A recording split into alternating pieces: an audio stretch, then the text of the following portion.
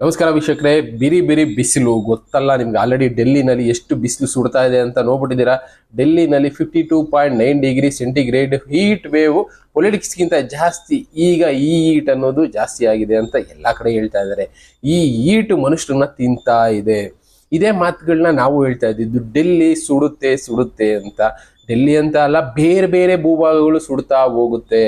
ಇನ್ನ ಭೂಮಿ ಮೇಲೆ ಹೀಟ್ ಅನ್ನೋದು ಜಾಸ್ತಿ ಆಗ್ತಾ ಹೋಗುತ್ತೆ. ಭೂಮಿ ಮೇಲೆ ಸೋಲಾರ್ ವೇವ್ ಅನ್ನೋದು ಬರುವಾಗ ಇನ್ನ ಜಾಸ್ತಿ ಹೀಟ್ ಆಗ್ತಾ ಹೋಗುತ್ತೆ. ಅದರಲ್ಲೂ ಸೈಂಟಿಸ್ಟ್ಗಳು ಹೇಳಿರೋ ಪ್ರಕಾರ ಜುಲೈ ಎಂಡ್ ಆ ಟೈಮ್ಗೆ ಇನ್ನ ಬಿಸಿ ಜಾಸ್ತಿ ಆಗುತ್ತೆ ಭೂಮಿ ಮೇಲೆ. ಅದ್ರ ಜೊತೆಗೆ ಇನ್ನ ಬೇರೆ ಬೇರೆದನ್ನ ಸೈಂಟಿಸ್ಟ್ಗಳು ಹೇಳಿದರೆ ಅವುಗಳನ್ನ ನಾವು ಅರ್ಥ ಮಾಡ್ಕೋಬೇಕಾಗತ್ತೆ.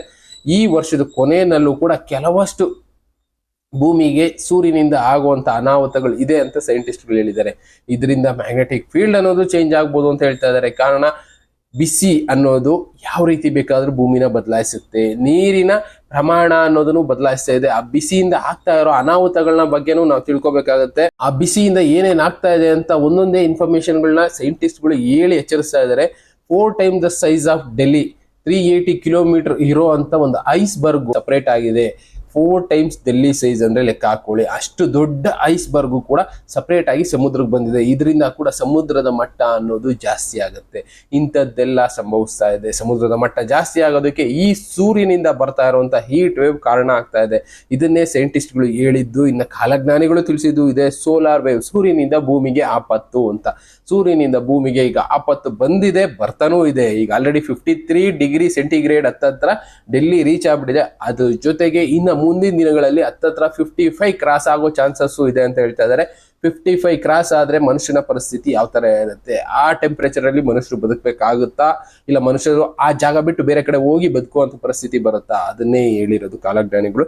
ಡೆಲ್ಲಿ ಅನ್ನೋದು ಸುಡೋ ಬೆಂಕಿ ಉಂಡೆ ಆದಂಗ ಆಗುತ್ತೆ. ಜನ ಅಲ್ಲಿಂದ ಗುಳೆ ಹೋಗ್ತಾರೆ ಅಂತ.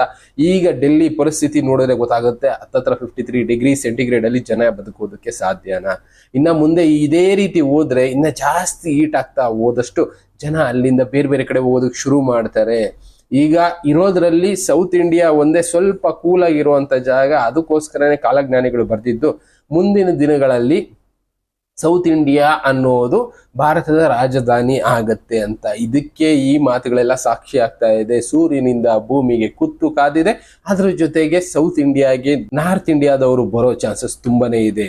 ಇನ್ನ ನಾರ್ತ್ ಅಲ್ಲಿ ಜಾಸ್ತಿ ಟೆಂಪರೇಚರ್ ರೈಸ್ ಆಗ್ತಾ ಹೋಗುತ್ತೆ ಅನ್ನೋದಕ್ಕೆ ಕೆಲವಷ್ಟು ಕಾರಣಗಳನ್ನ ಎಷ್ಟೋ ಜನ ವಿಡಿಯೋಗಳು ಮಾಡಿ ಆಗ್ತಾ ಇದ್ದಾರೆ. ಇನ್ನು ಅದನ್ನ ನಮಗೆ ಕಳಿಸುವಂತ ಕೆಲಸನೂ ಎಷ್ಟೋ ಜನ ಮಾಡ್ತಾ ಇದ್ದಾರೆ.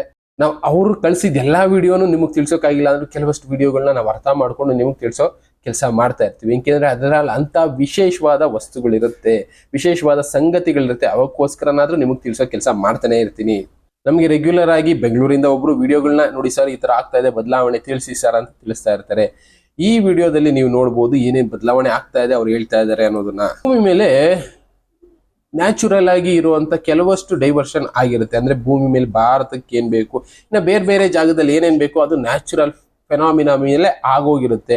ಅದನ್ನ ಬಿಟ್ಟು ಮನುಷ್ಯ ಅದನ್ನ ಬದಲಾಯಿಸೋ ಪ್ರಯತ್ನ ಮಾಡ್ತಾ ಇರ್ತಾರೆ. ಈಗ ನ್ಯಾಚುರಲ್ ಆಗಿ ನೀರು ಹರಿತಾ ಇರುತ್ತೆ, ಅದನ್ನ ಆಲ್ಟರ್ ಮಾಡೋ ಪ್ರಯತ್ನ. ಇನ್ನ ಈ ರೀತಿ ಡೆಸರ್ಟ್ ಮರುಭೂಮಿಗಳಲ್ಲಿ ಗಿಡ ನೆಡೋ ಪ್ರಯತ್ನ. ಇದರಿಂದ ಕೂಡ ಭಾರತಕ್ಕೆ ದೊಡ್ಡ ಮಟ್ಟದ ಪ್ರಾಬ್ಲಮ್ ಇದೆ ಅಂತಾನೆ ಇವರು ತಿಳಿಸ್ತಾ ಇರೋದು. ಇಲ್ಲೇನಂದ್ರೆ ರಾಜಸ್ಥಾನ್ ಅನ್ನೋ ದೊಡ್ಡ ಮರುಭೂಮಿ, ಆ ಜಾಗದಲ್ಲಿ ಗಿಡಗಳನ್ನ ಪ್ಲಾಂಟೇಶನ್ ಮಾಡೋದಕ್ಕೆ ಶುರು ಮಾಡಿದ್ದಾರೆ. ಇದೇ ರೀತಿ ಪ್ಲಾಂಟೇಶನ್ ಮಾಡ್ತಾ ಹೋದ್ರೆ ಇನ್ನಷ್ಟು ಕೆಲವು ವರ್ಷಗಳಲ್ಲಿ ಅಲ್ಲಿ ಗಿಡಗಳು ತುಂಬಾನೇ ಬೆಳೆದಿರುತ್ತೆ. ಈಗ ರಾಜಸ್ಥಾನದಲ್ಲಿ ಮಳೆ ಪ್ರಮಾಣ ಅನ್ನೋದು ಕಡಿಮೆ, ಅಲ್ಲಿಂದ ಬರುವಂತ ಮೋಡಗಳು ಮುಂದಕ್ಕೆ ಪಾಸ್ ಆಗ್ತಾ ಇರ್ತವೆ. ಇಲ್ಲಿ ನೋಡ್ಬೋದು ಇಂಡಿಯನ್ ಮಾನ್ಸೂನ್ ಇಂದ ಯಾವ ರೀತಿ ಇಂಪ್ಯಾಕ್ಟ್ ಅನ್ನೋದು ಆಗ್ತಾ ಇರುತ್ತೆ. ಮಾನ್ಸೂನ್ ಅನ್ನೋದು ನಾರ್ಮಲ್ ಆಗಿ ಈ ಕಡೆ ಬಂದು Delhi surrounding, Haryana surrounding, Punjab surrounding ಈ ಕಡೆ ಎಲ್ಲ ಮಳೆ ಆಗೋ ಚಾನ್ಸಸ್ ಇರುತ್ತೆ. ಅದರಿಂದ ಅಲ್ಲಿ ಈಗ ಗ್ರೀನರಿ ಅನ್ನೋದಿದೆ. ಮುಂದಿನ ದಿನಗಳಲ್ಲಿ ಈ ಜಾಗದಲ್ಲಿ ಗಿಡಗಳನ್ನ ಹಾಕಿ ಬೆಳೆಸ್ತಾ ಇರೋದ್ರಿಂದ ರಾಜಸ್ಥಾನ್ ಸರೌಂಡಿಂಗ್ ಅಲ್ಲಿ ಈ ಕಡೆ ಆಗ್ತಾ ಇರುವಂತ ಮಳೆ ನಿಲ್ಲುವಂತ ಚಾನ್ಸಸ್ ಇರುತ್ತೆ. ಇದರಿಂದ ಭಾರತದಲ್ಲಿ ಬರಗಾಲ ಅನ್ನೋದು ಕೂಡ ಬರ್ಬೋದು. ಮನುಷ್ಯ ಮಾಡೋ ಸಣ್ಣ ಪುಟ್ಟ ಇಂಪ್ರೂವ್ಮೆಂಟ್ ಮಾಡ್ತಾ ಇದೀವಿ ಅನ್ಕೋತೀವಿ, ಆದ್ರೆ ಅದರಿಂದ ನೇಚರ್ಗೆ ತುಂಬಾ ದೊಡ್ಡ ಮಟ್ಟದ ಇಂಪ್ಯಾಕ್ಟ್ ಆಗುತ್ತೆ. ನಾರ್ಮಲ್ ಆಗಿ ಮನುಷ್ಯ ಏನ್ ಮಾಡ್ತಾರೆ, ಎಲ್ಲಿ ಗಿಡ ಮರಗಳಿರುತ್ತೆ, ಎಲ್ಲಿ ನದಿ ಹರಿತಾ ಇರುತ್ತೆ, ವಾಸಿಸೋದಕ್ಕೆ ಯಾವ ಜಾಗ ಯೋಗ್ಯವಾಗಿರುತ್ತೆ ಅಂತ ಯೋಚನೆ ಮಾಡಿ ಆ ಜಾಗದಲ್ಲಿ ಹೋಗಿ ಒಂದು ಗೂಡು ಕಟ್ಕೊಂಡು ಬದುಕುವಂತ ಕೆಲಸ ಮಾಡ್ತಾ ಇರ್ತಾರೆ. ಈ ಮರುಭೂಮಿ ಕಡೆ ಎಲ್ಲ ಯಾರು ಹೋಗಿ ಬದುಕೋದಕ್ಕೆ ಹೋಗೋದಿಲ್ಲ. ಮರುಭೂಮಿ ಕಡೆ ಮಳೆ ಅನ್ನೋದು ತುಂಬಾ ಕಡಿಮೆನೆ ಆಗ್ತಾ ಇತ್ತು. ಆದ್ರೆ ಈಗ ಏನ್ ಮಾಡ್ತಾ ಇದ್ದಾರೆ, ಅಲ್ಲಿ ಮಳೆ ಪ್ರಮಾಣ ಜಾಸ್ತಿ ಮಾಡೋಣ, ಪ್ಲಸ್ ಅಲ್ಲಿ ಟೂರಿಸಂ ಇಂಪ್ರೂವ್ ಮಾಡೋಣ, ಇನ್ನ ಜನಕ್ಕೆ ಅನುಕೂಲ ಮಾಡ್ಕೊಳ್ಳೋಣ ನೀರಿನ ವ್ಯವಸ್ಥೆಗೋಸ್ಕರ ಅಂದ್ಬಿಟ್ಟು ಗಿಡಗಳನ್ನ ಬೆಳೆಸೋದಕ್ಕೆ ಶುರು ಮಾಡ್ಬಿಟ್ಟಿದ್ದಾರೆ. ಈ ಗಿಡಗಳನ್ನ ಬೆಳೆಸೋದ್ರಿಂದ ಈಗ ಆಗ್ತಾ ಇರೋ ತೊಂದರೆಗಳೇ ಇದು. ಕ್ಲೈಮೇಟ್ ಚೇಂಜ್ ಆಗುತ್ತೆ, ಡೆಲ್ಲಿ ಸುತ್ತಮುತ್ತ ಹೀಟ್ ಅನ್ನೋದು ಜಾಸ್ತಿ ಆಗುತ್ತೆ, ಅದನ್ನೇ ಇವರು ತಿಳಿಸ್ತಾ ಇರೋದು. ಈ ವಿಡಿಯೋದಲ್ಲೆಲ್ಲ ನೋಡಿದ್ಮೇಲೆ ನಮಗ್ ಗೊತ್ತಾಗೋದು ಏನಂದ್ರೆ, ಈಗ ಮನುಷ್ಯ ಮಾಡ್ತಾರೋ ಈ ಬದಲಾವಣೆಯಿಂದ ನೇಚರ್ಗೆ ತುಂಬಾನೇ ಇಂಪ್ಯಾಕ್ಟ್ ಆಗುತ್ತೆ, ಜಿಯೋಲಾಜಿಕಲ್ ಲೈಫ್ಗೂ ಇಂಪ್ಯಾಕ್ಟ್ ಆಗುತ್ತೆ. ಅಂದ್ರೆ ಪ್ರಾಣಿಗಳಲ್ಲಿ ಸುತ್ತಮುತ್ತ ಬದುಕ್ತಾ ಇರುವಂತ ಅವುಗಳ ಲೈಫ್ಗೂ ದೊಡ್ಡ ಮಟ್ಟದ ಇಂಪ್ಯಾಕ್ಟ್ ಆಗುತ್ತೆ. ನಾರ್ಮಲ್ ಆಗಿ ಡೆಸರ್ಟ್ ಅಲ್ಲಿ ಎಷ್ಟೋ ಪ್ರಾಣಿಗಳು ಬದುಕ್ತಾ ಇರ್ತವೆ, ಅವು ಈ ವಾತಾವರಣಕ್ಕೆ ಅಡ್ಜಸ್ಟ್ ಆಗೋದಿಲ್ಲ. ಆ ಡೆಸರ್ಟ್ ವಾತಾವರಣನೇ ಅದಕ್ಕೆ ಬೇಕು. ಇನ್ನ ಪ್ರಾಣಿಗಳು ಈ ಕಾಡುಗಳಲ್ಲಿ ಬೇಟೆ ಆಡೋದಕ್ಕಾಗದೆ ಎಷ್ಟೋ ಪ್ರಾಣಿಗಳು ಸಾಯುವಂತ ಸಂದರ್ಭ ಬರುತ್ತೆ. ಇನ್ನ ಬೇರೆ ಬೇರೆ ಬದಲಾವಣೆ ಆಗುತ್ತೆ. ಮೇನ್ ಆಗಿ ಇಲ್ಲಿ ಆಗುವಂತ ಬದಲಾವಣೆ, ಫ್ಯೂಚರ್ ಅಲ್ಲಿ ಇಲ್ಲಿ ಬರುವಂತ ಮಳೆ ಮೋಡಗಳು ಹಾಗೆ ಪಾಸ್ ಆಗ್ತಾ Delhi surrounding, Haryana surrounding, Punjab surrounding ಮಳೆ ಅನ್ನೋದನ್ನ ತರ್ತಾ ಇತ್ತು. ಅಂತ ಮೋಡಗಳು ಇನ್ನು ಮುಂದೆ ಈ ಥಾರ್ ಡೆಸರ್ಟ್ ಅಲ್ಲೇ ನಿಂತ್ಕೊಂಡು ಅಲ್ಲೇ ಮಳೆ ಸುರಿಸುತ್ತೆ, ಅಲ್ಲಿ ದೊಡ್ಡ ಮಟ್ಟದ ಕಾಡು ಅನ್ನೋದು ಕ್ರಿಯೇಟ್ ಆಗ್ತಾ ಹೋಗುತ್ತೆ. ಆದ್ರೆ ಇಂಪ್ಯಾಕ್ಟ್ ಅನ್ನೋದು ಯಾರಿಗೆ ಬೀಳುತ್ತೆ? ಡೆಲ್ಲಿ, ಹರಿಯಾಣ ಈ ಸುತ್ತಮುತ್ತ ಇರುವಂತ ಸ್ಟೇಟ್ಗೆಲ್ಲ ಇಂಪ್ಯಾಕ್ಟ್ ಬಿದ್ದು ಅಲ್ಲಿ ಹೀಟ್ ಅನ್ನೋದು ಜಾಸ್ತಿ ಆಗ್ತಾ ಹೋಗುತ್ತೆ, ಮಳೆ ಅನ್ನೋದು ಕಡಿಮೆ ಆಗುತ್ತೆ, ಕುಡಿಯೋ ನೀರಿಗೆ ಅಭಾವ ಅನ್ನೋದು ಬರುತ್ತೆ. ಮನುಷ್ಯ ಮಾಡ್ತಾ ಇರೋ ಬದಲಾವಣೆಗಳಿಂದ ಇಂಥದ್ದೆಲ್ಲ ಆಗ್ತಾ ಹೋಗುತ್ತೆ.